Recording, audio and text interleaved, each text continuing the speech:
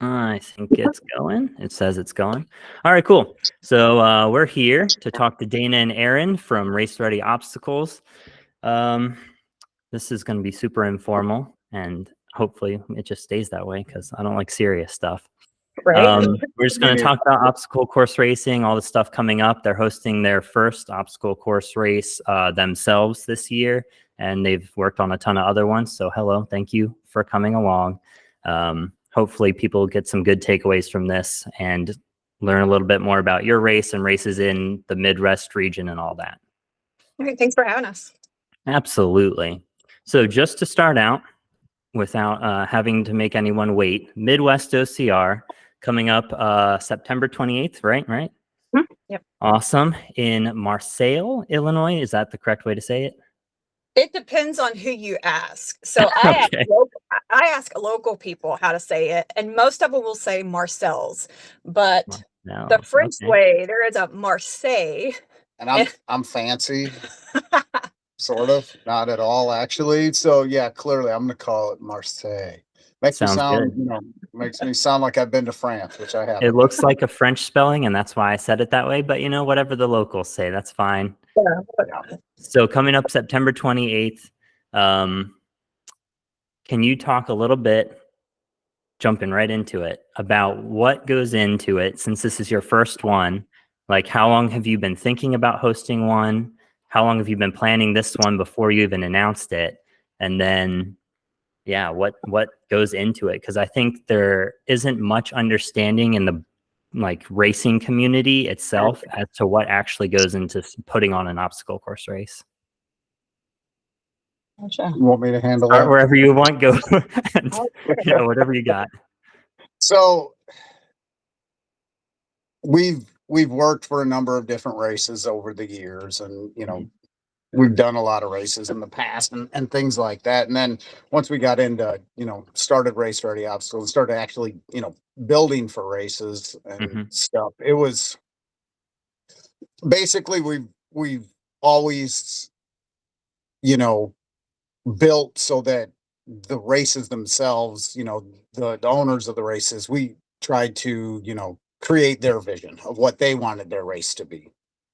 And we toss in our little thoughts and, stuff about how maybe, do this or do that, that kind of thing. And so for Midwest, it kind of became just one of those things where I was like, I really want us to do our own thing because, I love seeing new obstacles. I love creating new obstacles. I like to weld up new stuff. I like, I just, so when I wake up at 2 a.m, because I'm like, oh, I got a sweet idea for an obstacle.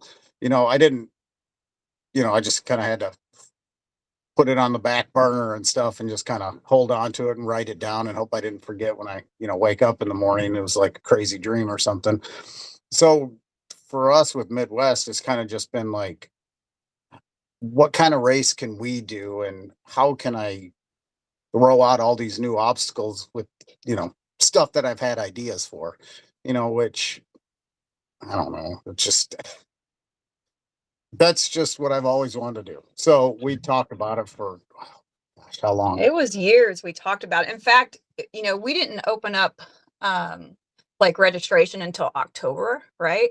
We had already bought the domain for our site back in March and just kept quiet. And we're like, all right, when are we going to do this? When are we going to do this? And we're like, all right, because it's a lot of risk. I mean, it's a big commit, like a big financial commitment to do it. It's either going to be the coolest thing we've ever done or the thing I'm going to regret most. I'm like $8 gajillion in debt, Yeah.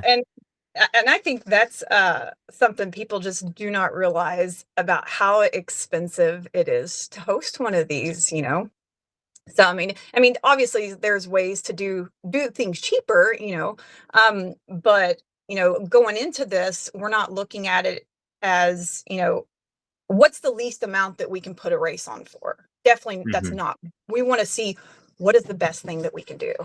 How can we make this one epic event? And so, yeah, I mean, there's it's like this nervous, excited thing because we're super pumped because, and we've been setting up courses just for different races for, like I said, years now. So that part, we have no, like, that's our strength, setting up a good course, making sure people don't get lost, innovation with obstacles with his building. That part we're not concerned about. The administrative side, that's the new stuff. And, getting this, you might go like a week without a registration, and you're just like, Oh all yeah. right, come on, people. So, but it's fun. We're excited. Sweet. Yeah. So I've followed your social media for it specifically since you launched the actual page for it. And one thing I think is awesome that you've been doing is sending out the like customized cards to people. Like I've never been a part of any other race that does that. Yeah, great Oh, idea. Great work doing that, because I think that helps. Like if I got a card like that, I would be like, wow, this race actually cares about me as a person and actually wants me to be there. I'm just not a number or a line to them. So that's awesome. oh, And the fact that you're trying to put on, absolutely. yeah, the fact that you're trying to put on an event where it's not done the cheapest it can be done just to host an event, but you want it to be a really good event. To me, that matters, because I don't do races to like just do them. I want to have a fun compete, but I want it to be a fun race. And if all those pieces aren't there, then it's not really as good. Yeah, I mean, with the community, I mean, that's what's always drawn us that's kept us in it. I mean, we've met so many awesome people through the sport. I mean, many of them, I mean, that's like some of our closest friends we've met out on a course, right? And so, I mean, the community has always been super important to us. And like I said, they're not just numbers to us. I mean, when someone signs up, I'll tell them, be like, hey, such and such just signed up, or, oh, I don't know this person. Let me go on social. I'm like trying to find them on social so I can follow them and see what they're up to. And it's just, it's just something, it's something small, the thank you card with the sticker. And yeah, but it means a lot to us that, you know, whether they're friends that we've made over the years that they're signing up, or ones that they're like, oh, I just found you on Google or something, and they're coming into it. Plus, it's a cool sticker. Just saying. It's a cool sticker. It looks good. It looks Figuring good. out it's so funny when figuring out the logo. We were like, I told him, I was like, it's got to be a bearded. It has to have a beard on it. Like it's just been a trademark. People can find him. Like we'll be out, because yeah, we set up the events, but we still go out and run the ones for fun. And Sure. people will always find him. They'll be like, oh, are you race ready? And it's the beard that people will notice. Great beard. Yeah. All because I don't believe in shaving. So just saying. When you're like in the military for 15 years and you're shaving every day. So once he got out, he's like, I'm never shaving again. That makes sense. Freedom. Yep. Yes. Freedom to have facial hair. Yes. You do social media posts when people sign up as well, right? Not like exactly when they sign up, but I'm doing like what I call like the athlete introductions. That's something, I knew I wanted to do from the beginning, because a lot of times you hear so much about the pros. That's who you hear about, or who gets posted about. And I didn't want it to just be about competitive people. I wanted it to be open racers. Like him and we're open racers. We've never done competitive. This has never been, how fast can we get through a course together? It was always just about our time together, hanging out on the course. And, when the kids got big enough, the kids come with us. They still come with us. It's always been for fun. And I just wanted to be able to highlight everyone, no matter whether you were competitive or not. And a lot of times he has a reputation for making things really hard. That's just the way it is. And that's nothing, we don't deny that. It's supposed to be hard. Yes. And I think there, we're never going to water it down for, like say for me, for example, I'm an opener. He's way better at obstacles than I'll ever be able to be. Always has been, right? And like if we were making an obstacle course race for me, it'd be a very easy course. It wouldn't be able to challenge him. So we have to make it challenging, because we want to challenge the people who actually train for this and they're looking to see, they want to see, stack up against other people. So yeah, it's going to be hard, but it's supposed to be hard, and I try to focus. I know we talk a lot about the competitive side of things because, funny enough, I mean, that's been, what do we say? Like 90% of our racers that are signed up, they're competitive. Wow. So, That's which is, I actually, know it's usually the other way around. Usually, I mean, I expect to get more open than competitive people, but I thought that was kind of just in working with the events that we work with, the competitive, that's usually the smaller community, like smaller amount of people. And right now, I mean, just competitive way, way more than the open. But I want to focus on open as well, because that's what I call the party wave. I mean, we're going through having fun, taking pictures, taking videos, but we never want that to, deter an open racers from signing up just because he's going to make it hard. You're not expected to do every obstacle. There's going to be a lot of competitive people that can't do every obstacle, but it's just, about the challenge, whether you're first timer or, you do this stuff all year long. Yep. That's actually very interesting that you have that many competitive signups. Like, yeah, like you said, most races, like the majority of people are doing the open wave, just running it for fun, but that's interesting. You are offering prize money, right? Mm-hmm. So Yep. it's 1,000 for first. Is that right? 15. Oh, wow. So that in OCR today is great prize money. Aside from that Tough Mudder that happened recently, like prize money has just disappeared in the sport pretty much altogether, except for championship races. So that's a lot. And that might be a big reason why there's a lot of competitive signed up. Well, I mean, What's funny is majority of those signups came before we ever even announced the prize money. And that's even more interesting. All right, my whole theory's gone. no, yeah, we didn't announce the prize money until like about a month ago. And yet it had already, it's been the competitive people. So. Okay, cool. I was on a podcast, I don't know, a few years back, I guess, and they had asked me who I build for. And I 100% said, I build for the elites. I build for the people that are out there trying to challenge themselves, that want an obstacle to actually challenge them. And whoever I was talking to, I can't remember now, but they were saying that seems really weird because a lot of the races now are, just trying to appeal to the masses, I guess. Mm-hmm. And that was it's never been my thing. I'm not saying that, I'm just not building for the people that are, sitting on their couch on a Wednesday drinking a beer 3 days before the race and are like, what we should do? We should go out this Saturday and go do an obstacle course race. Okay. I'm not building for those people because truth is, open waivers, and I've been there. There's been some stuff, I got bad shoulders and stuff. And there's some stuff I'm just like, guess what I'm not doing? I'm not even going to attempt to do it because I know what, I was just like, I just know my shoulder will give out and then I'll, eat the ground or whatever else or hurt myself again. So I was like, so I won't do that. So for open waivers, they're going to do what they're going to do, and don't get me wrong. That's totally fine. And I want them to at least, try it. I'm not just building. Whereas she said that I'm known for building hard stuff. The truth is a lot of it is hard because people haven't seen it. There's a lot of stuff that I've built for races, frontline, Highlander Assault with their tilt-a-kilt and stuff like that. When people first saw it, they couldn't do it, and was it that it was necessarily hard? Ish. I mean, if you don't work out, with, vertical grip, stuff like that, then yeah, I'm probably going to kick your butt all over the course because I love vertical grips. I think they're cool. They're tough.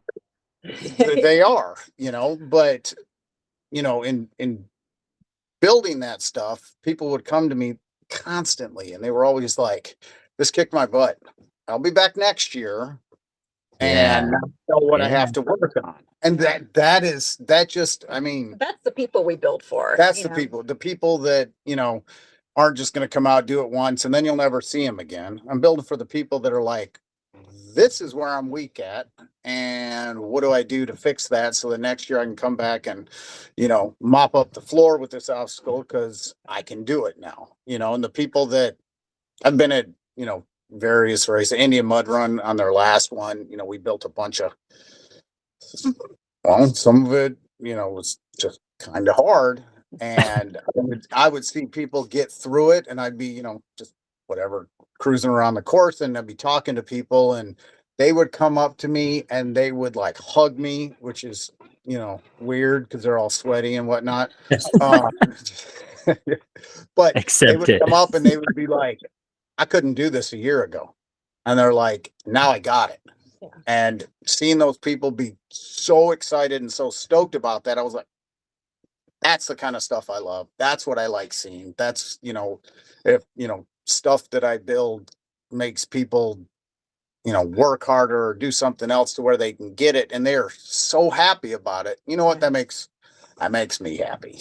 Yeah, You like Frontline, for example. I mean, this is one, he's race director for, so I mean, that's a race. I mean, that is hard. I mean, these elites that are going through with this 20-pound weighted vest, there's nothing easy about that course. I mean, he makes you work for every step through that course, right? It's pretty awesome because the owner, Ed, he just said, build the course. I was like, how hard do you want it? He goes, I want it to be a suck fest. And I was like, Let's go. I can do that. Let's go. So that Green race, light, go. Yeah. yes. So that race, every year, I purposely make it Tough. hard. But we get so excited seeing people earn that vest. I mean, it's just, I mean, they had to work. I mean, it's not like you can just be a good trail runner and make it through this. I mean, you've got to be very obstacle proficient. Plus, you're carrying an extra 20 pounds. But gosh, we get so excited when they can make it through and seeing them fight and seeing it come down to an obstacle, right? Last year, he put their hardest obstacle like 50 yards from the finish line. It was the next to last obstacle. It's a low rig. That's usually, if he's going to get someone on a band or something, it's the low rigs that just catch people off guard.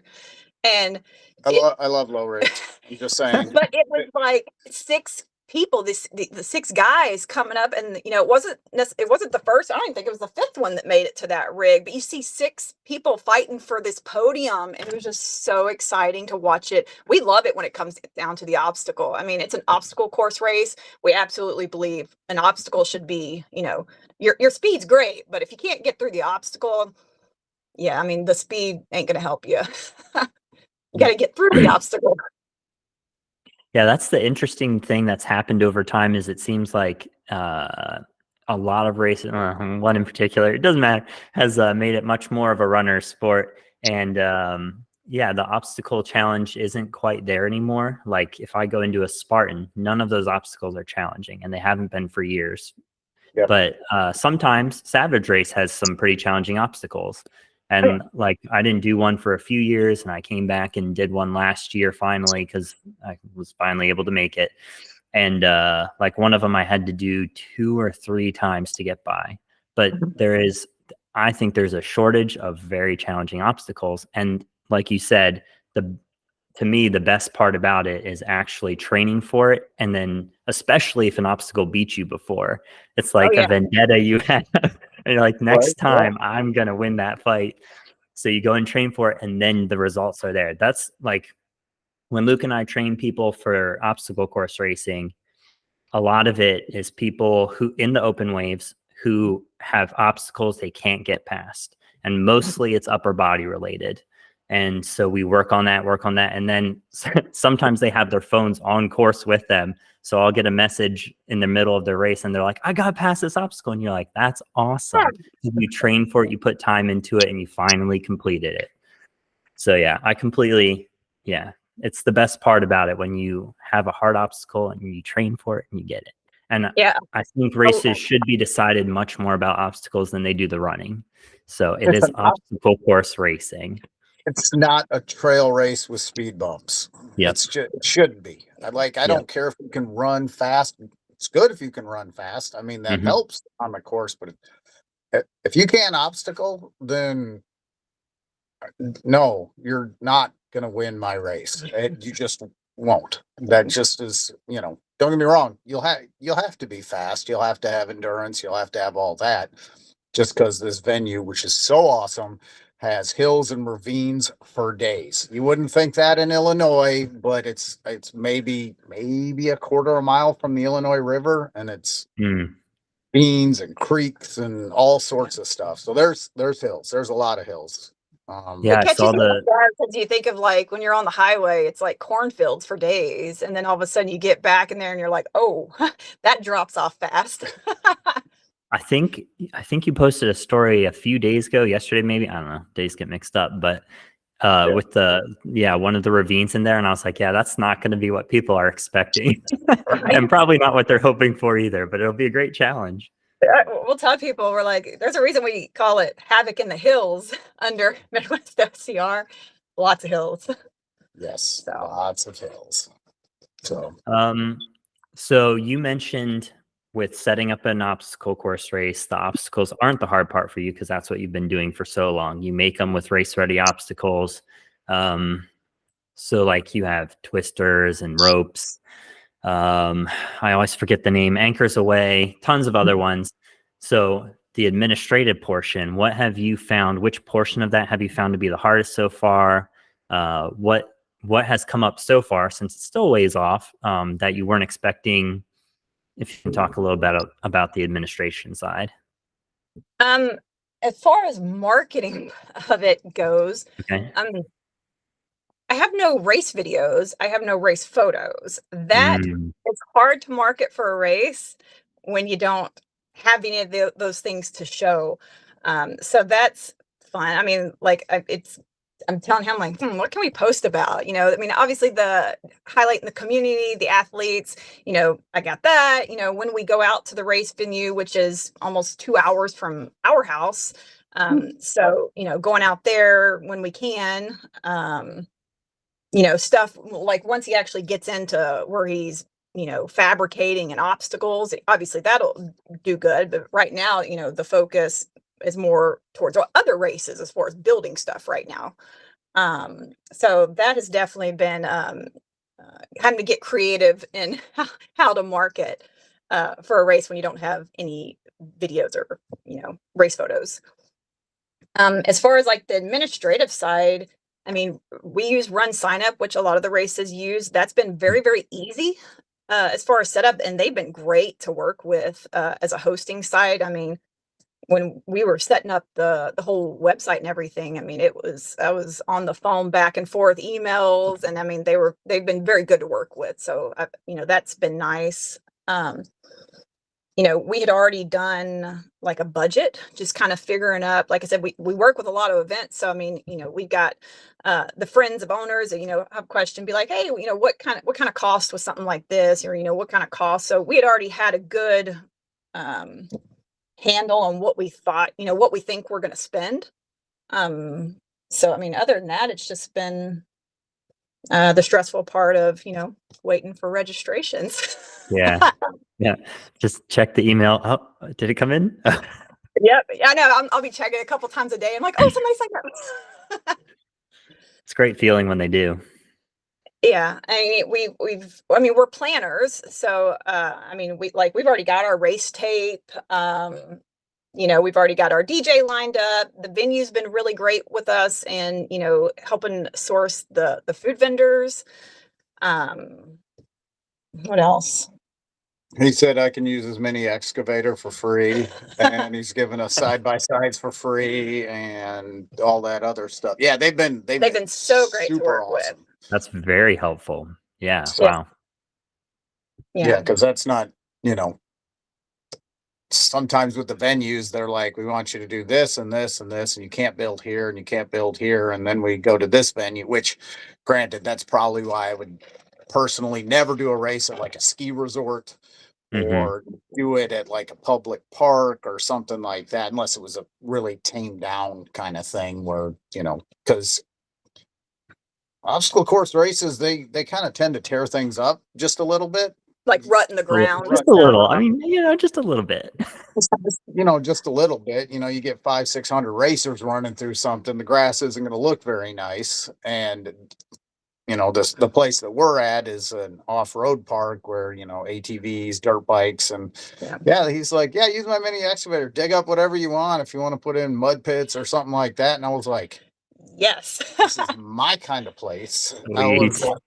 was, holding it at a place where they don't care if you're, tearing stuff up, because people come out there and tear stuff up every weekend, so that's very nice.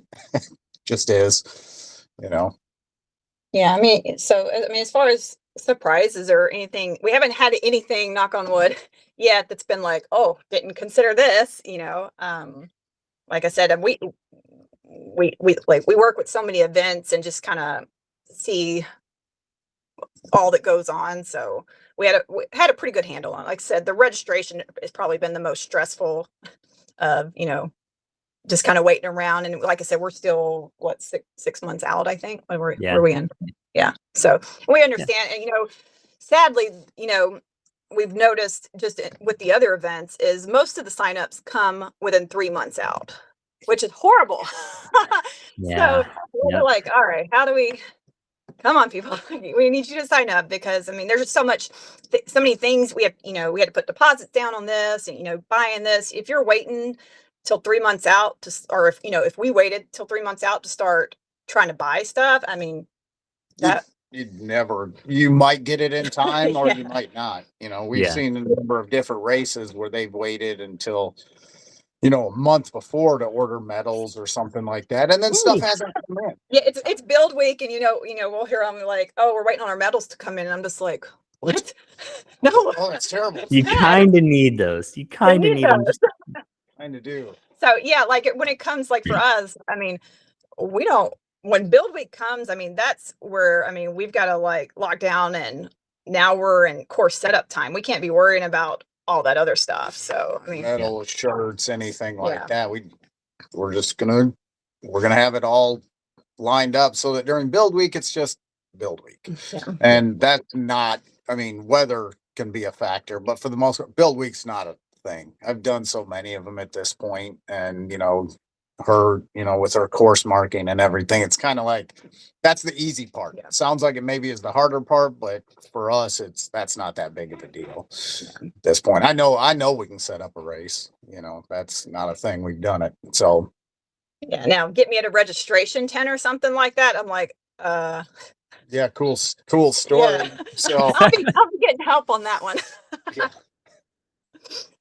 So. Yeah, I think that the admin portion, marketing without content from previous races, that I think you've done a good job from like all the stuff that I've seen, because you stay on top of it and you're posting regularly, and I see the stuff, and like my feed is very OCR and like hybrid competition, so maybe it's slightly skewed compared to the normal person, maybe a lot skewed compared to the normal person, but I see a lot of it. So I think the awareness is there, and you're doing a good job with all that. And especially not having previous race content. Yeah, and that's all her. It's my thumb work. Yeah, but hey, I like doing it too, though. So sometimes I'll be like trying to make a reel, and he's like an hour late. He's like, "Are you still working on that?" I'm like, "Yes." It's time consuming, and honestly, social media, not my favorite thing in the world. I don't like doing it or using it very much. I have to use it for Trio, and it's work. So I force myself to learn the new things and do the new stuff that'll be good. But if you've seen our stuff, it's not the best, and it's probably my fault. So. Yeah, no, it's a full-time job. Like I said, it works out good because obviously like the welding and the powder coating stuff for race ready, I can't do that. He does all that. Now the marketing he could do, but he doesn't want to. So I'm like, oh, that's perfect. 100%. So I have learned. So it works out well that we don't have to hire. Because we're still a 2-person team. Like race ready is just us two. So we just do it all, and you learn as you go. Hopefully, putting the kids to work on it too. Oh no, yeah, clearly.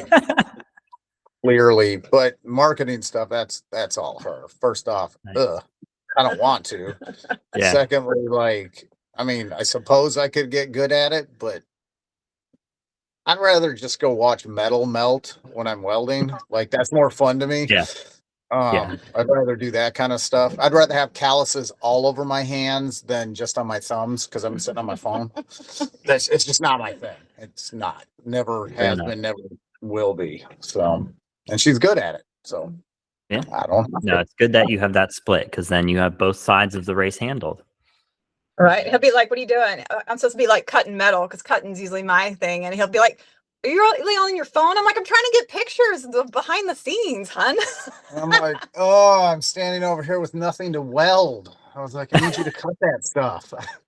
The photos get the people there, though, right? So, yeah. This is true. It's Yeah. yes. So there's a good balance to it. So So for the upcoming race, is there an obstacle you've never done before, never created for anyone else or anything else that you're going to have at this race, or multiple? Multiple. there's gonna be multiple. Sweet. I've got like anywhere between 7 and 10 things that have just been kicking around in my head, and I was Brand like, new. brand I new, do. brand new. In All right. fact, there's a couple of them that are like I'll we've always kind of said I don't know if there's really any new obstacles out there. There's just kind of variations on stuff.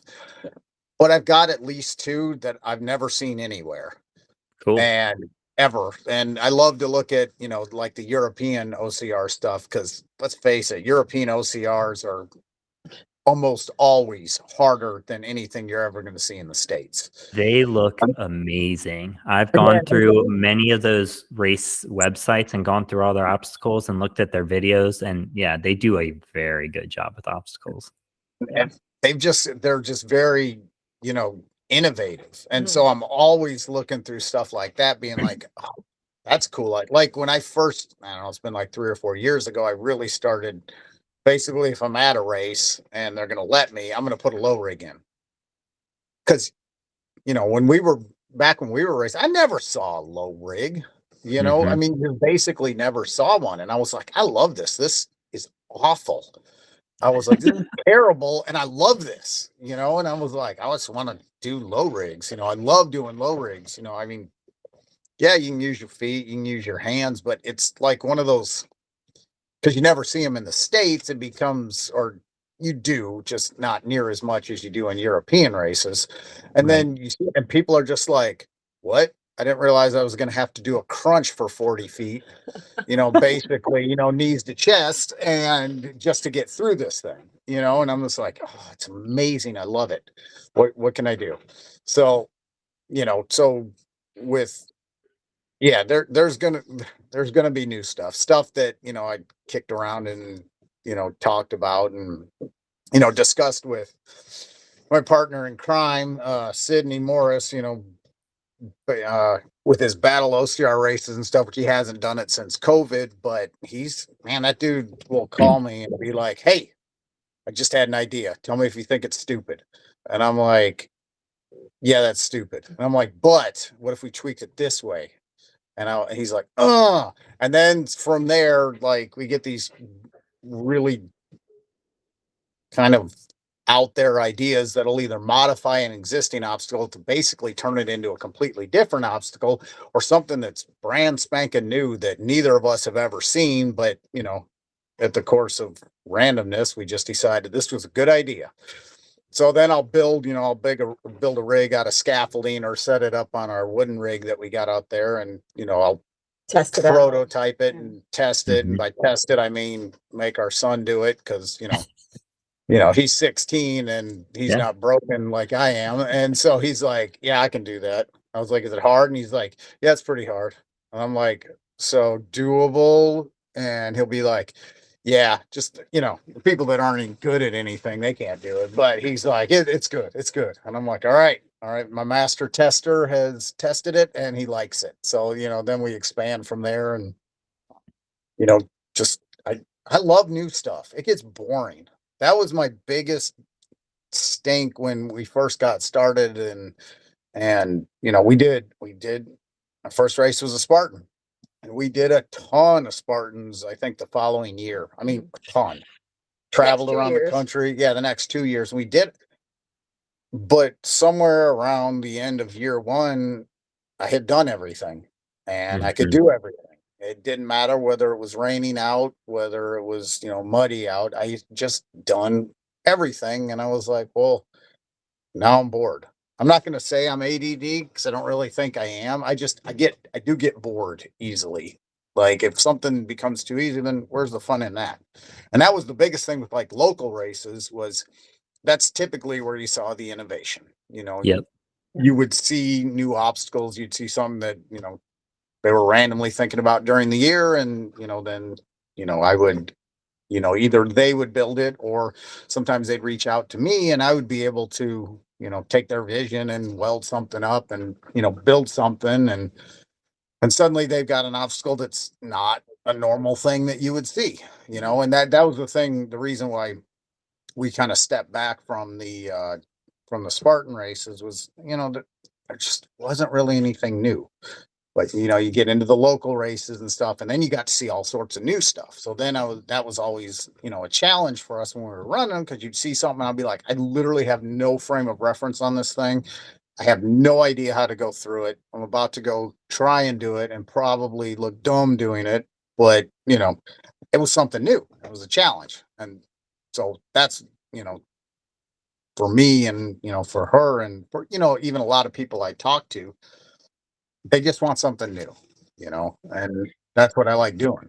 Yeah, it's always like super, I mean, not frustrating, but almost sad where we'll hear people say, I got out of OCR, it just got stale, OCR is Mm, stale, boring. And I'm like, How many race brands have you raced? Because if you're only racing one race brand, you are missing out on so much. I mean, there's so many great, I mean, Spartan's a great race. Savage, these are all great races, but if you're only doing that one type of race, you're missing out on what OCR really has to offer. So I mean, we always encourage, I mean, race all the brands, as many as you can, and you're going to get a good feel of what's out there. So yeah, just everybody when they were like, "Oh, it's getting boring. I'm tired of seeing the same obstacles." I'm like, "So go do a different race. Don't get out of yep. the sport because you're tired of one brand. Go race other races." So, I think that's very true. Yeah, that happened with Spartan for me because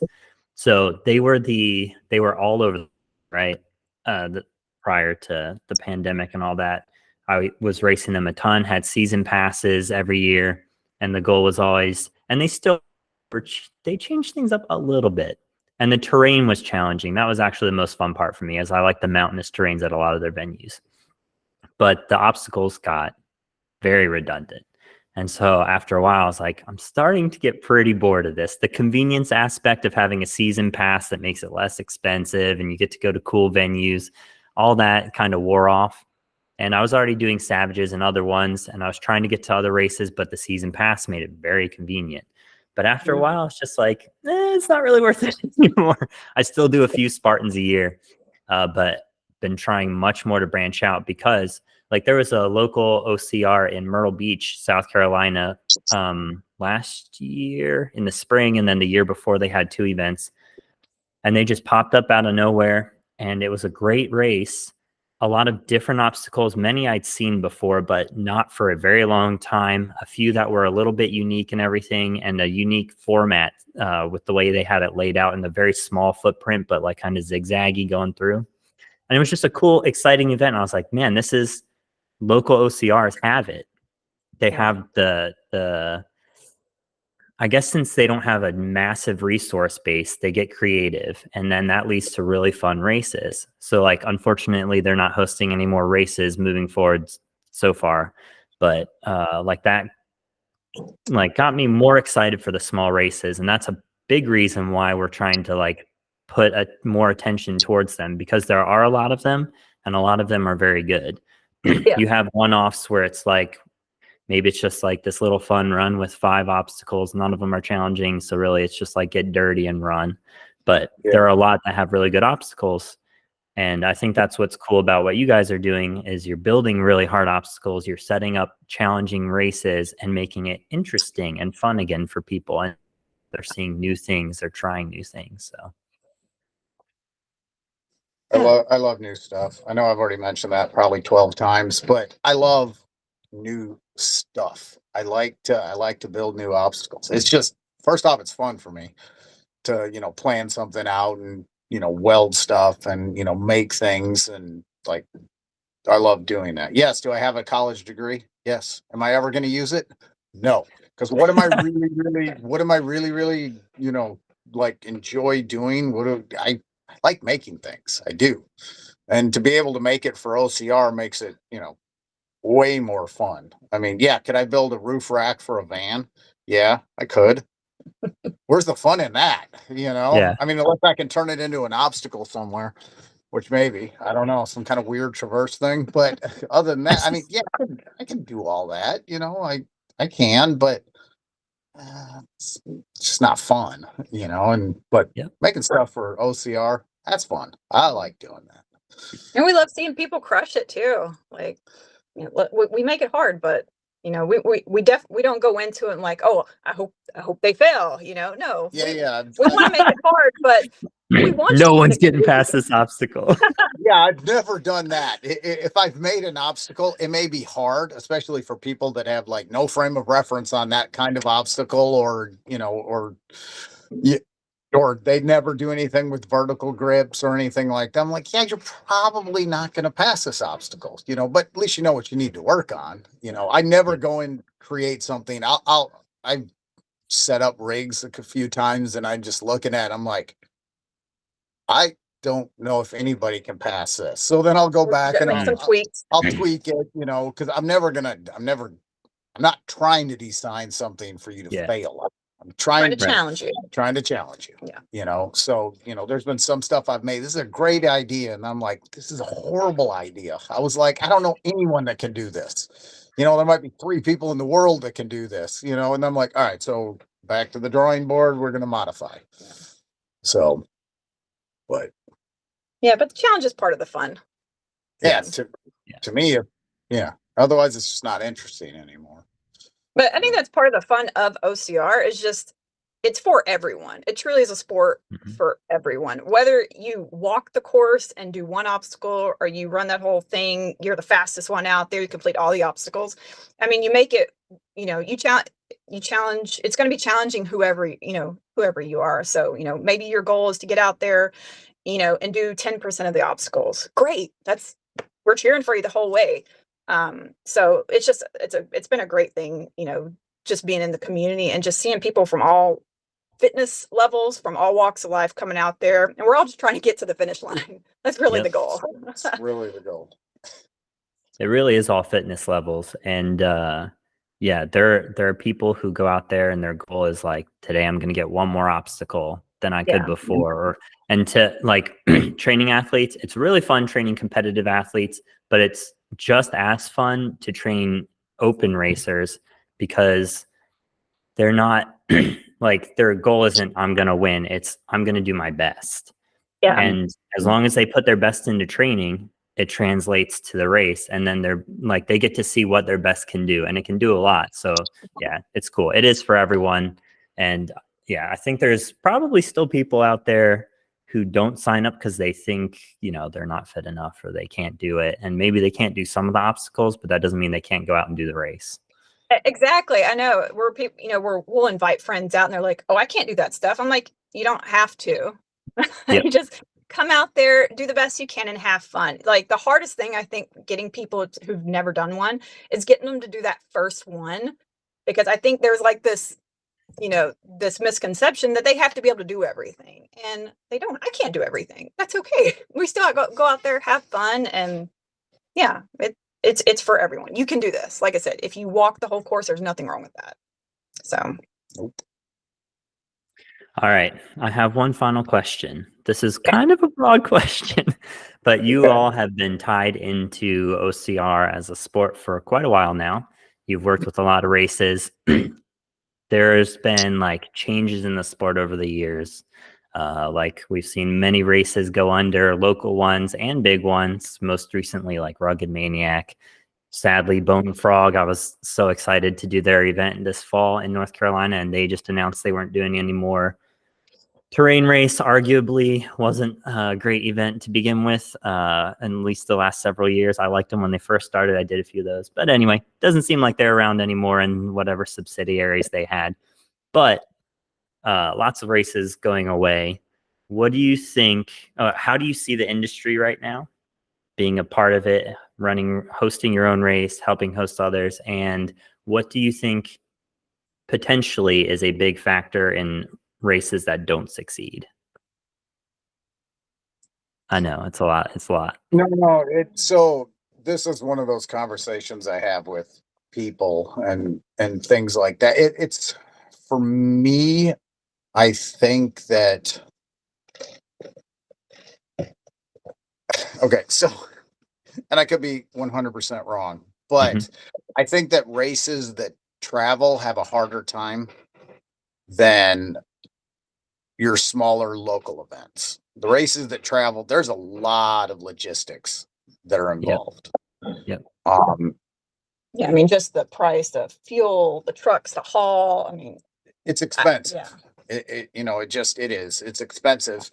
And I think that these races, your Spartans, your Savages, Rugged Maniac, even like with Bone Frog, because they were, planning on traveling, and it turns into a thing where it becomes way more expensive, I think, than, what they thought. And I'm trying to think how to word this, because I'm not trying to like slam any of the races or anything like that. And it's not even really slamming. It's more just like logistically wise, it becomes more expensive. So where do they cut costs in order to make the race still viable, or just, where they can support it? And for a lot of the races, at least the ones that travel a lot, they end up having to either cut costs on obstacles. They won't come out with anything new. They won't, just because, they can't afford it. And I, totally understand that. So, or they cut back on marketing, or, they do something like that. So then suddenly not as many people are hearing about it. And for the people that have been doing the races, if, they're cutting obstacles or Not changing things. or not changing things, because it isn't cheap to make new things. I mean, steel's expensive. When COVID hit, I think I was right before COVID hit, I think it was costing me about 30 cents a pound, for steel. Awesome. I would love if we would go back to 30, 35, 40 cents a pound. I mean, now we're well over $1 a pound. So, when you figure stuff is, tripled or quadrupled in price. Don't even get into lumber prices. Well, that's gone down some, but for a while there, I mean, it was ridiculous. Like how does anyone afford this? And so for a lot of the races, they had to find ways to cut costs, but in the end, it was just more detrimental to their race. Where they weren't adding anything new. So then, you had people that had been doing it for a couple of years, but they never saw anything new, and then they were just like bored over it. And they would drop out of it. And a lot of times when people drop out of something, that's it. They're done. They're probably not going to come back. They lost interest, and they moved on to something different, whether it's High Rocks or the Decafit stuff, which that stuff really took off. It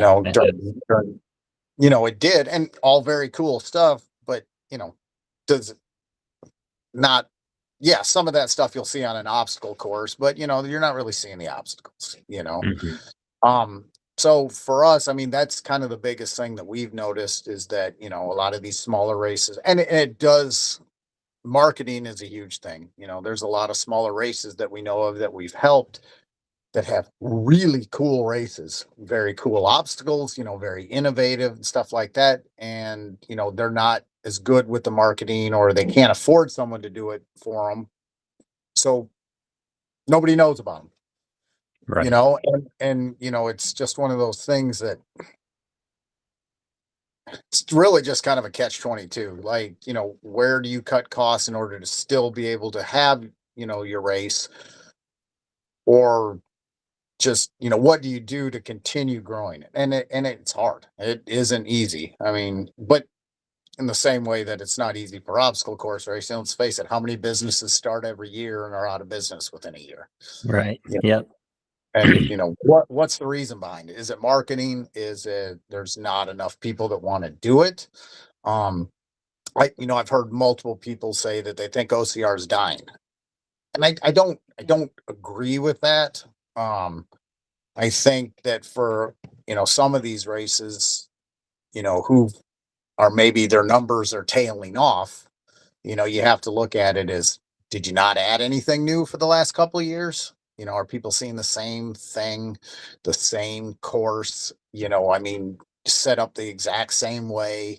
Is there nothing new at your race? Then yeah, you're probably going to lose people. You just, it stinks. I hate it, because our whole life revolves around obstacles and obstacle course racing. I hate to see it, but at the same time, I I get it, and so for just us even starting our own race, it was just we just wanted to do. I mean, are we doing anything brand new? No. Well, yeah, some obstacles are going to be brand new, but Mhm.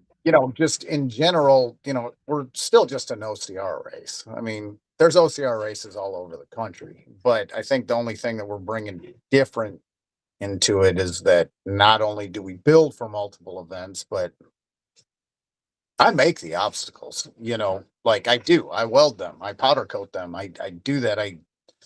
So that kind of gives us maybe a, I don't know, advantage, I guess, where, it's me putting in the time and labor and stuff, but it's not like I'm, hiring somebody to make this new obstacle for me. And a lot of the races they can't afford to do that. Yeah. You figure steel prices, all that other stuff. I mean, it's not cheap to get something fabricated. It's not. It's expensive, it's time consuming, and a lot of companies, they're it's just they're not going to do it for cheap. You figure they're getting a few $100 an hour to weld stuff and do this stuff, and if it takes them 3 days, then suddenly they're looking $4, $5, $6,000 for a brand new obstacle. A lot of races can't afford that. Yeah. So that's just my thoughts on it. I don't think that it's dying. I think a lot of the race owners or just races out there in general that feel that way. I think a lot of it has to do with or at least just from what I've seen, is just not new stuff out there, and people get bored. So if you had a lot of people come out for your race, and then suddenly you don't, is that you know what's the underlying cause? Is it that, well, people just don't want to do OCR, or is it that they just don't want to do your race anymore? Mhm. And that could be what it. Like I said, I'm making it all up as I go. I don't 100% know. I just know that there's races out there that get lots of people, and there's other ones that don't. And just from what I've seen, it typically is because this race has gotten kind of stale. There's nothing new. So I don't, that's so for us with, when we decided we were going to do a race, because like I said, this could be the greatest idea ever, or it could be the worst, business decision ever. It could 100%. Yeah. But going into it, we just said we just want to make a race that we would 100% want to run. So that's, I'm not, I just want to build a fun, cool race with new stuff and innovative stuff and stuff that people haven't seen, so that like it's new, it's cool, and yeah, I don't, yeah, that's just, so that's kind of how our mindset has been when we decided we were going to do this. And I was like, what can we do to make it cool and fun and, interesting, and challenge the people that really want the challenge, but still bring out the people that are just like, we just want to have fun. Mhm. Like, I don't know what this thing is, but it looks like a zip line or something. So cool. Well, now you got it, because I Zip thought it was a line. cool idea, and Zip line would be cool. it would be cool. I don't know if I'm gonna have a zip line, but so Yeah, I mean, that all makes perfect sense. And I don't know either specifically why, and it could be different reasons for different companies. I don't think OCR is dying. I think it's changing a little bit. And I do think innovation helps a lot to get people to come and do the competitions. Before we go, any final things you want people to know about the Midwest OCR or race ready obstacles? There's hills. Okay, all right. Prepare for hills. You heard it. Prepare for hills. Lots of obstacles. There's gonna be a lot of obstacles, and I'm not gonna do. I will have them in there, but I'm not gonna have a lot of what I always have referred to as filler obstacles. Okay. Like the little dirt mounds, no little dirt mounds. Yeah, I'm not, I'm not. There'll be plenty of mounds that terrain But is already there. that will not count as an obstacle. Yeah. Sometimes I've been to some local ones where it's like there's kind of a big puddle and it's like obstacle 3, and you're like, is it though? Is it really? Hey, is that an 18-inch hurdle? Just that's not gonna count. If I'm throwing stuff like that in there, is like little hiccups, I guess, because they're not even really speed bumps. Yeah, we think of like the filler obstacles. We're just trying to separate you. Yes. Separate runners to clear back up, and we're doing things to slow you down, but those are little things. And I'm probably not even going to count it as an obstacle. I'm not. Like we laughed so hard. So when I was out there building for the final Indian mud run, which has been probably my favorite venue ever to be out at. It was just such a wide variety of terrain. And Hubie had, his last year, he's like, he wanted 100 obstacles. And I was like, okay, let's do it. So let's do it. So we ended up, I think, somewhere like 104, I think, is what we finished with, or something. It was just under like 110 obstacles. Okay. And ripped hands. That was the theme for that weekend. Because it was really hot out. And but some of his obstacles always cracked out. He had just had some logs on the ground.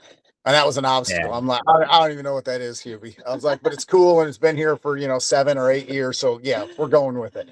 Yeah. But like some of the obstacles, I'm just like, that's not really an obstacle, and I'm not gonna call it an obstacle. Is that a 22-inch hurdle? I was like, I stepped over that. Cool. So, we used to tease him about that and be like, is this really an obstacle, Hubie? He's like, yep, counts towards the 100. And I was like, all right, then, Hubie, that's what it is. Well, yeah, if you're going for 100, you have to count all of them, because there's no way you're setting up like 100 rigs or something. And if you did, I don't think anyone's finishing. No. But so for our race, we're already, I don't know how many obstacles we figure out. 34, I think. 34 that are all like legit. 34. Yeah. See, Hold on. What's the distance? Sorry, I actually don't know the distance. What's the distance? So we'll have 3. So we have the 5K. Okay. So and then a 10K, and then we'll have what we're calling the bearded challenge, which is which is the multi-lap, and to complete the challenge is 3 laps. So what is that, 18-ish miles? 18 and change, like 18 and a half, roughly. With 35 each lap, roughly. Yes. That's awesome. That's awesome. That's an obstacle course race. That's an obstacle course race. And if we can do more, we will. I mean, it's so funny. Like, we'll be setting up courses, and he'll have like some extra like scaffolding left up, and he's like, what can we do with this? Let's make something else. So I'll just make up something else and just throw it in there. That's why we don't release course maps early, because it could 100% change during the week, where say weather's a factor. I mean, I've had to take stuff out of races just because I literally could not get it to where I planned on putting it, nor can I build it. It's just, too muddy or whatever else. But all the time, like, it'll be race week and I'll be like, I got a sweet idea. Or I'll be talking to one of the other builders, especially Sid, and we'll just come up with something. We're like, let's do this. We can do it. Let's build it. And so then we'll just add something. That's why you're never going to see an early course map from us. It'll be out on Thursday or Friday morning or something, because we might just add something in because we can. Yeah. And maybe this is just me, but if I see a race and they only got like 22 obstacles, it makes me angry. I'm like, I was like, it's always gonna, if I'm doing a race and I've got, enough control over it, it's always gonna be at least 30 obstacles, maybe more. And if one of them is a 4-foot wall, I'm probably gonna put it on the side of the hill. So it's real hard to get over, or when you jump over it, you're gonna go into mud right after it, like, knee deep mud or a pond or something like that. Or you have to use your sandbag to get, throwing the sandbag over the walls. We like to do fun yes. sandbag loops. Nice. Yeah, like full-blown sandbag loops, because it's boring to just carry a sandbag for, a tenth of a mile. I'm going to make you go over walls and do Drag barbed wire it. crawls and something else, because, well, It's fun. It's different. It's different and Yeah. it's fun. Yeah.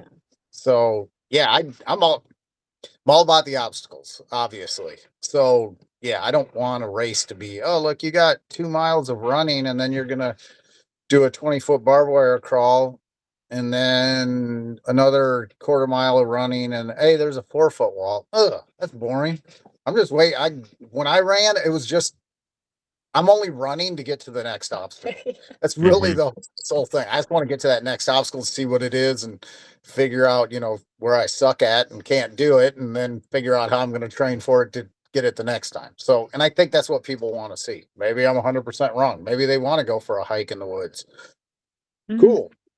But I'm not going to call it an obstacle course race if that's all you're getting, Yeah. I just want to, so yeah, it's all about that new stuff. I want to be out on the course, and it's happened many times, but I want to be out on the course after a race I've built for. And I want to either be told that they love me or that they hate me, because either one is a compliment. I take it. I was like, I've been out on courses and I'll just hear somebody scream my name and I might not even know who they are. And they're like, we hate you. And I'm like, thank you. And I'm like, thank you.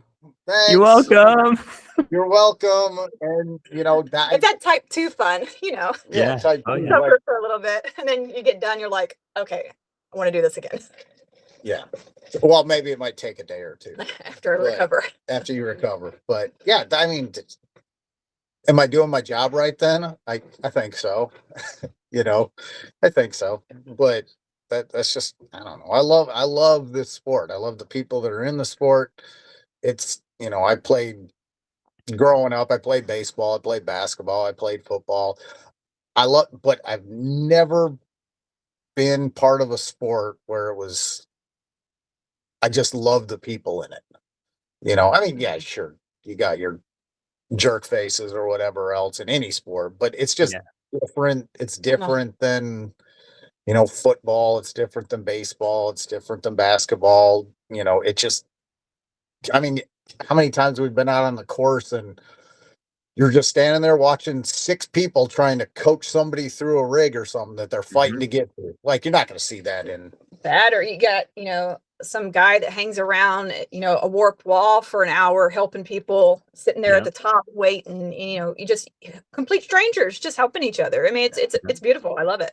Yeah. And that I don't see in most sports, No. but I see that all the time, that, I totally have a separated shoulder from some guy helping me on Colossus at a Savage race, 4 years ago.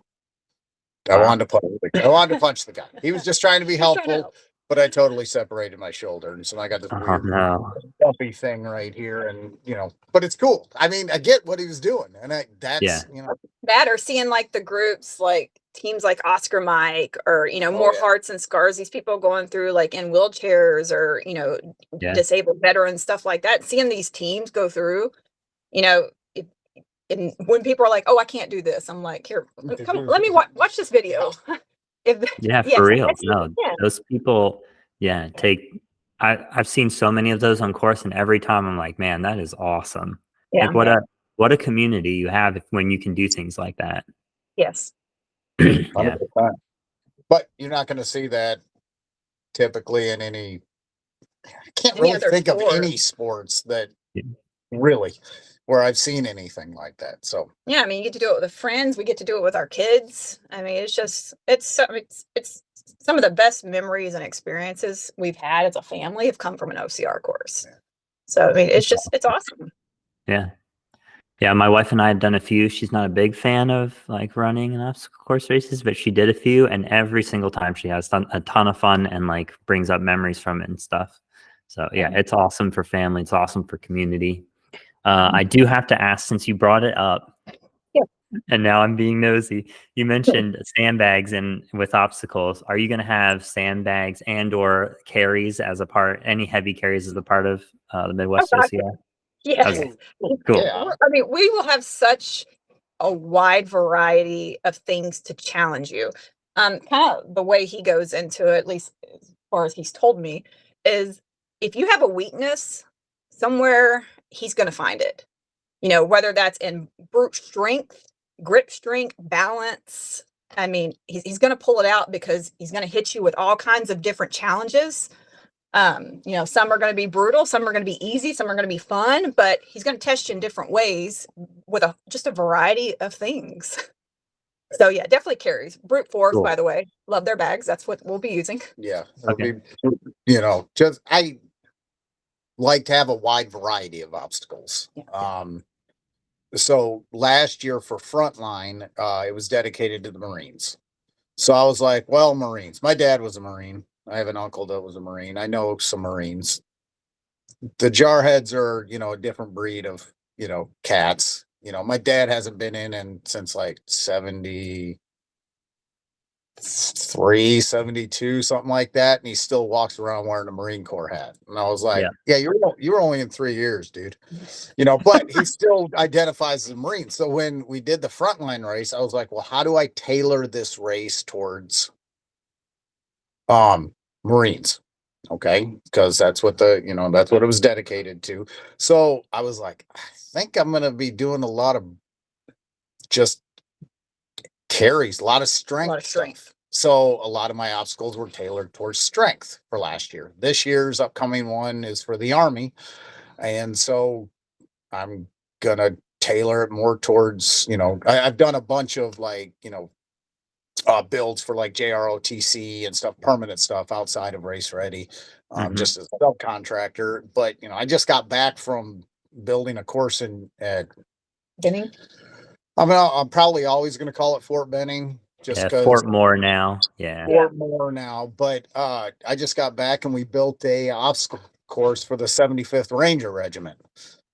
Super cool. The guys that we were subcontracted to were, well, they were both retired, Ranger non-coms, and just some of the coolest guys I've ever worked with, and just my kind of people. And so I already like some of the stuff we built. I've already figured out how I'm going to incorporate that into this year's Frontline race. Nice. So yeah, I mean he was Coast Guard, so the year that whatever, I think it was like the seventh wave was dedicated to Coast Guard, which was his branch. And so like he did things like mooring lines was an obstacle. I mean, he dealt with that. I tailored it towards, more nautical ish type stuff, just because, I could. So each year for that race, it's always different. Like, I did a lot of stuff with, ropes and stuff for the Coast Guard race. Last year, the Marine Corps one, we had a lot of heavies, a lot of strength. just more strength based stuff, and I just try and kind of, it's never going to be, I'm never just going to it's never going to be all rigs, though I love rigs. And if an entire race could just be rigs, that would make me happy. Because that was my favorite thing to do, because I don't really want to carry something heavy for a while. That's just, but I'm going to make you do it. And I think people think that we're only going to have rigs because, well, we love the rigs, but no, there will be a really big, it'll be a variety. You're going to see some of everything, so if you suck at endurance, then it's going to be hard. If you suck at heavy carries, it's going to be hard. If you suck at rigs, it's going to be hard. If you suck at all of it, it's going to be really hard. So pretty much to summarize, for training for this, you need to train for hills. You need to train for speed. You need to train for strength. You need to train for grip strength and obstacle efficiency. So literally everything. It's everything, which is what an obstacle course race should be Yeah, to me, like the best obstacle course racers, they are some very well-rounded athletes. Yeah. I mean, they're good in a variety of levels of fitness. You know what I mean? So Because I've seen some racers that come out there and they're not the strongest runner. Once they start running, they'll continue running, but they're not fast. Um, and yet they can obstacle all day long. So I Mhm. have seen those people that they straight, right out of the gate, they get burnt. I mean, they are so far behind the front runners, and they're slow and steady, and go on their they'll pace. go their pace and do their thing, and they'll get to a rig and they'll find that person that was, half mile ahead of them, struggling at a rig, and they'll get right through that rig and keep on running their same pace and keep doing that. And like I Come think out and win. and come out and win. They'll podium. And I'm like, that is how an obstacle course race should be.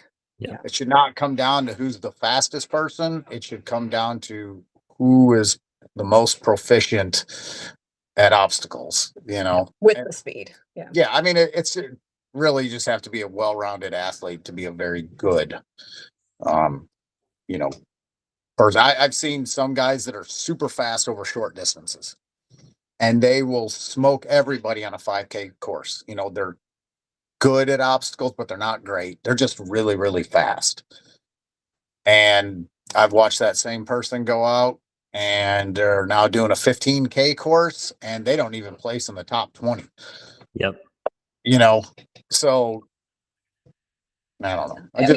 We're excited to see the battle. I mean, we really are. I mean, got a lot of, people that Dana and I have talked, people just we've seen at local races or people that we've seen that do, bigger races. And like, I can't even project on, with just some of the people we already have signed up. I can't even really project who I think could podium. there's so many of them. There's so many of them And that it's so funny, like, because, a lot of times they're like, there's no, it always makes us laugh when we hear, oh, there's no OCRs in the Midwest. And I'm like, are you kidding me? There's, nothing, like I said, no issues with Spartan, but there aren't a lot of Spartans in the Midwest. Nope. However, on the locals, I mean, we have races. I mean, we're like a hot box for OCRs in the Midwest. I mean, there's just so many to choose from. And we have got some real powerhouses that we see consistently. I mean, just they're very obstacle proficient. They're very fast, both on women's and the men's. I mean, so like we'll see signups, we're looking, we're like, I wonder who's going to take this win. But there's just, I mean, there's a handful of them. You're just like, oh, this is going to be fun to watch. So, I mean, we're super excited to see these battles. Do you have any plans? This is like the biggest negative I think in all of OCR is no one has found a way to like do a live stream and do it well. Do you have plans to broadcast any of it?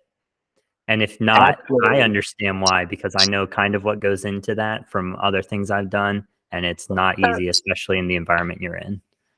Yeah, I mean, I do a lot of videos, like the events that we work at. I'm usually the rabbit on a four-wheeler, just kind of going with those top runners. She's doing the course marking. So yeah, so I mean, I course mark. I know where they're going to come out in different spots. I can kind of catch them on, but I saw like this post. What is it? OCR report. They had like this live feed schedule. I seen them post, and I seen our race on there. So I'm like, does that mean really? Out? Yeah, they're like, hey, we'll be there. We haven't told you yet, but we'll be there. Okay, yeah, I mean, we would love cool. for you to. So I mean, if that's a thing. Otherwise, like I said, I mean, I'll do videos myself when I'm chasing them down and stuff. Sure. So cool. Yeah. Apparently, someone's going to be live streaming our event, which I hope that's true, because of all the people who've tried it so far. I think they've done the best job. I think it's still not great, but it's also a challenging type of venue to do it in.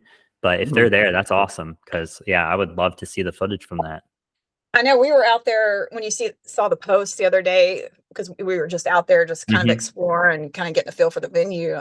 We were like, I wonder if we have service. So we kept checking our phones to see if we have service to be able to do stuff out here. So because I've been at races where I don't have any service, Yeah. Oh, yeah. over the majority of the, property. And so I'm just like, oh, it's kind of, I mean, I'll take videos, post it later on, but, a lot of people like to watch when stuff's going on, and how do you do that? But we had service. Had service, so that was good. That was good. Yeah. Good. Well, man, if someone from OCR report comes out there, then that's sick. You got that taken care of. Right. We'll be super stoked if that happens. So like I said, they keep doing like these updates where something gets added to their schedule and they'll tag us. And I'm like, oh, our name's still on there. So like, Oh, yeah, we still made the list. We're on the list, and that wasn't even something that we reached out to them or anything. I mean, we didn't. Yeah. So Dana Well, I says think- I've talked to him a couple times.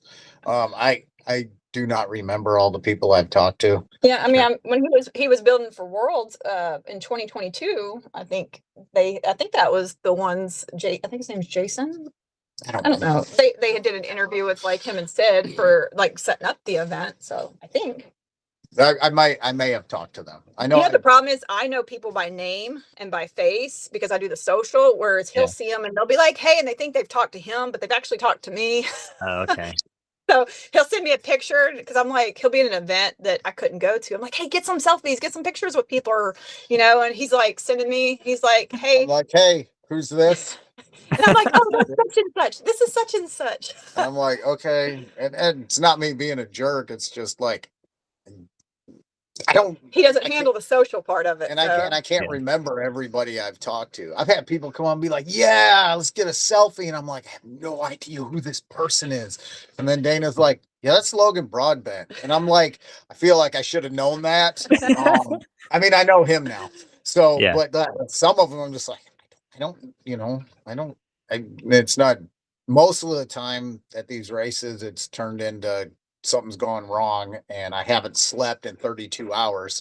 So they're taking pictures with me and I'm like, I'm on my 12th Red Bull in the last 15 minutes. And not really. I try Yeah, to I avoid know. that. But just going on lack of sleep. But so. lack of sleep and, I still have to be out there and doing stuff and checking obstacles and, all that kind of stuff. But literally, there's been races and in 2022 at Worlds, that was, the whole venue was just kind of, anyway, ski resorts. Like I said, I don't want to work there because just so many different rules and hey, you can't start setting up literally 75 or 80% of the obstacles until 4 days before the event. Oh, no. Oh, man. Because they were having, weddings and they didn't want course tape out or, a scaffolding structure. So, and they were sending off the elites and I came bouncing down the mountain in a side-by-side with Sid and we built the last 4-foot wall, which was literally the first obstacle. 3 minutes we finished before they sent off the elites. and That's rough. Yeah. and That's a lot of it was And going where they didn't sleep the night before. I mean, they just kept working through the night because they got the storms. And oh yeah, it started raining. We had thunder and lightning, and then it got super cold and it's windy, and we're miserable. And we're like, I'm considering throwing an obstacle just down the mountain because I don't want to do it no more. And people will never realize how much work goes into setting up a course. There's been a lot of times where I've seen people posting being like, oh, well, we didn't like this and they took this obstacle out and, and they'll be complaining about it. And I guess rightfully so. I mean, if that's kind of what they were promised. But the truth is there's been, and I try not to ever let it happen. I try and basically my plan is to always be done by Thursday. So we're just tying up loose ends or hanging grips on Friday. But it doesn't always work out that way. And I think, coming from it from a racer standpoint, but also from a builder standpoint, there is so much that goes into a race and it doesn't take much to make it go south horribly south. I mean, it can. So if you see if you see the build crew out cruising around and they look like they haven't slept, it's probably because they haven't slept.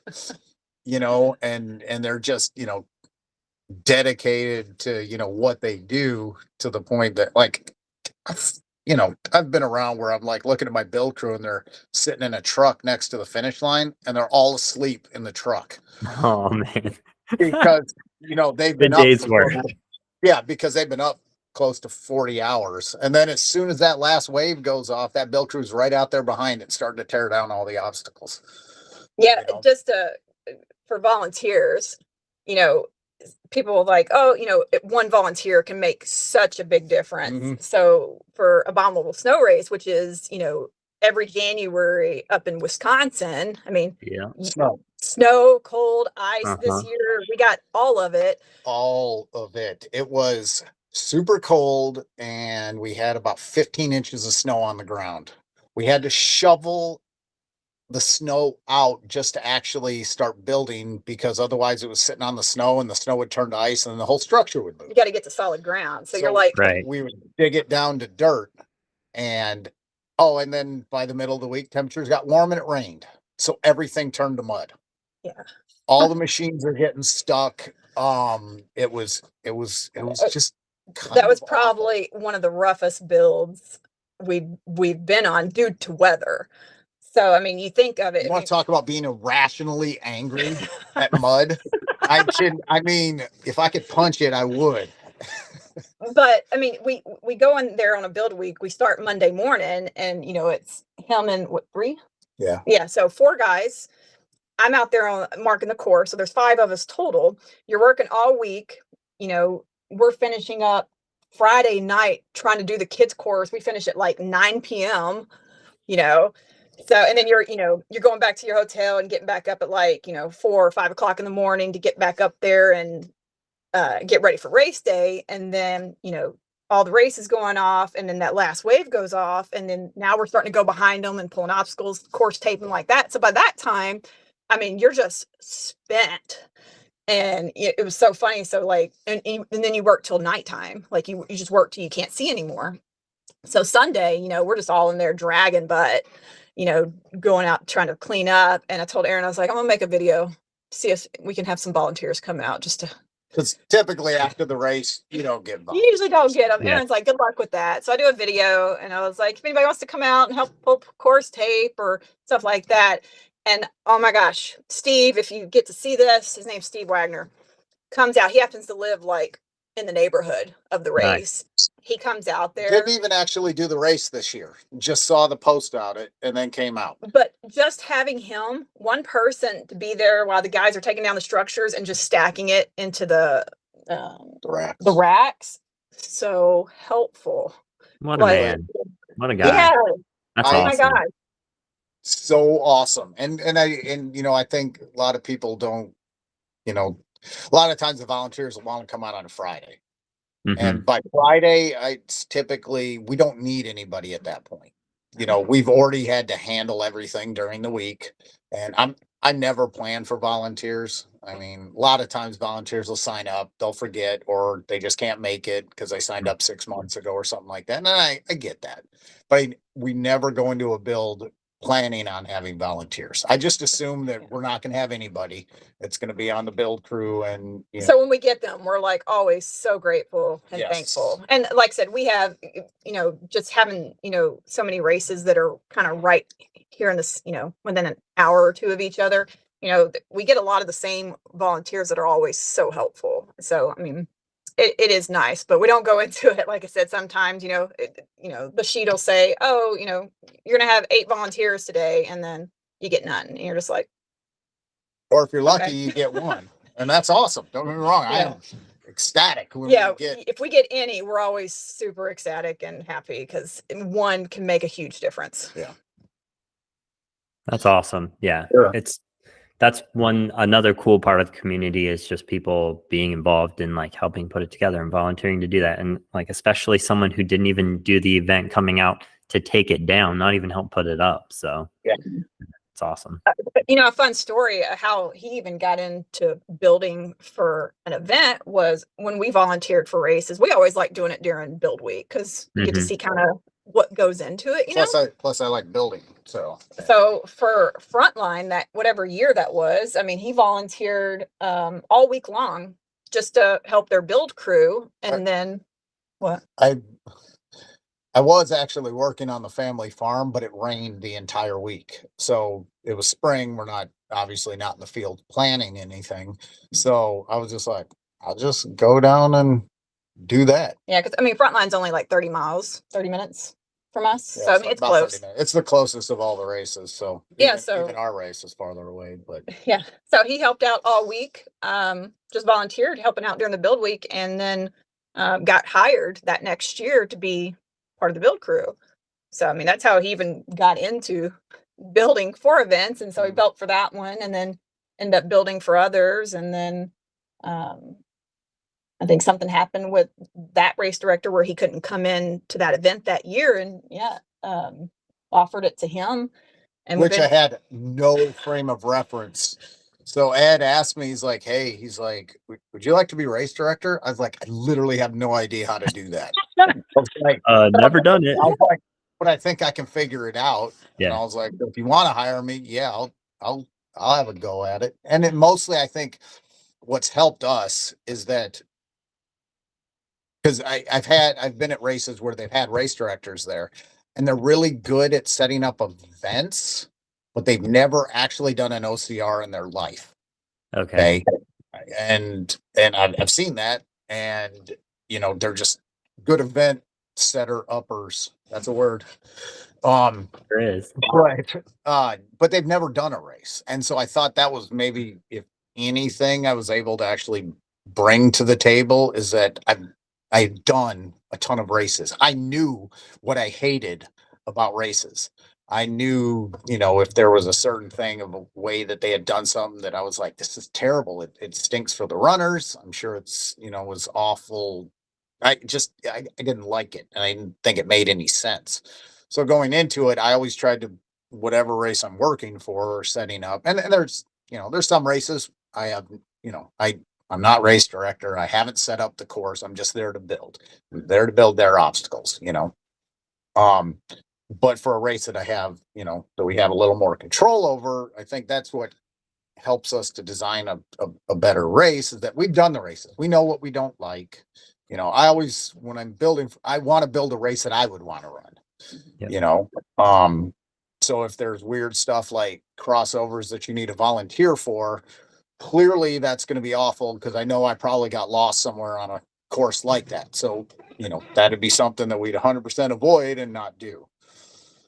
So I don't know, maybe that gave us an advantage, or maybe we're really good at winging it and making it up as we go and learning. I will go to Combination of both. That's the best combination you can have. We'll go to any race in the world and be like, I hate this race so much, but they did this really, really well. And I was like, so I'm gonna take that, I'm gonna put that in my pocket, and I'm gonna say that, that's an awesome idea. And then I'll use it. There's no shame, and I don't feel at all bad. I mean, clearly I don't have. It's like they have, everyone has like their own strength or something they do really, really well. And I think that's something we have an advantage going into putting on our own event, is because we've worked with so many different events. We're like, oh, you know what? I really like the way they did this, or, they did this. And you take all these good things and take out, the things we didn't like. And, it just, like I said, kind of helps us going in and putting on something cool. Yeah, I think, so one of the biggest reasons why I reached out to you guys first for this, because we hopefully will be interviewing like a bunch of other race directors and or owners for a lot of local OCRs, but your background, you have such an extensive background in making the obstacles, since you make them and sell them as a company, but then setting up events, directing them, and now you're finally putting on your own. So you get to put the whole package together.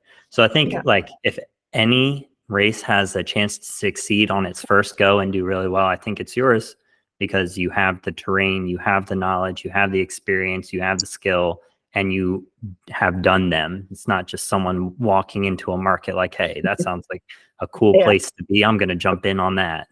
So, yeah. I mean, yes, we're in it to make money, because clearly if we're not making money, I got to go work for the man, whoever the man is, and I don't want to. So, but we really love what we do. I mean, this is fun. Now, granted, days where I've been welding for 15 straight hours and I sound, like I've smoked 4 packs of cigarettes in the last 2 hours, but I don't necessarily love it as much on those days. But the truth is, we love what we do. I mean, it's very fun. It's very cool. And yeah, it's Yeah, I just mean, it's just OCR is what we do. I mean, we don't have jobs outside of OCR. Like, this Awesome. is what we do. This is Awesome. what we do. Yeah. never would have thought it would have when we first started Race Ready. I thought it was just gonna kind of be a little filler thing, but it's not. It hasn't been for a number of years, and so she just has to work for the man. But a good one. A good one. So it's all A good. good one, a very good one. No, we love it. Like I said, it's the whole work-life balance. We still haven't figured that quite out yet because OCR is work, but it's also a hobby. It's something we love doing. So you're just like, it's all work and fun at the same time. When So literally everything you do is a tax write-off because it all goes back into OCR. You're like, oh, that ain't too bad. Yeah, We're gonna that's awesome. sign up for a race. You're like, well, this is also marketing. This is this. I was like, that's a tax write-off. So We do the same thing. So yeah, because all of our races are marketing. Yeah. Yep. yeah. It's And that's something too that, that we wanted to do with our event is because we work with a lot of events is partnering with them, and showcasing some of them. So like, Mythic Race, who's coming up, that's our next one that we build for. And I say he'll be building, I'll help, but me and the kids are going to run it. So Yeah. we just have fun with it. But I mean, like he'll be showcasing one of his obstacles, at our event, Frontline, be showcasing. So it's a great way to if you're at our event and you've never heard of these other events, you're going to see their banners of, hey, here's some other great local events we should check out. So. and Nice. one of those things too, where we're always we're trying to grow the sport. We want to, and I'm not worried about Spartan or these bigger name ones. They already have their following. They have tons of money to spend on marketing or do whatever they have else. But for us, it's trying to get those names for it. So if I built for your race or I've designed an obstacle for your race, you don't even have to send me the obstacle. I will literally recreate that obstacle. All they got to do is just give us some banners and we'll banner the entire obstacle out with their stuff. If they want to come out and set up a tent, totally fine. I got, to me, this isn't a competition thing. This is a collaborative thing. Yeah. So you got a race that you're doing and you want to, come on out, just you travel and get out here, or, if I built it for you, I'll just recreate it.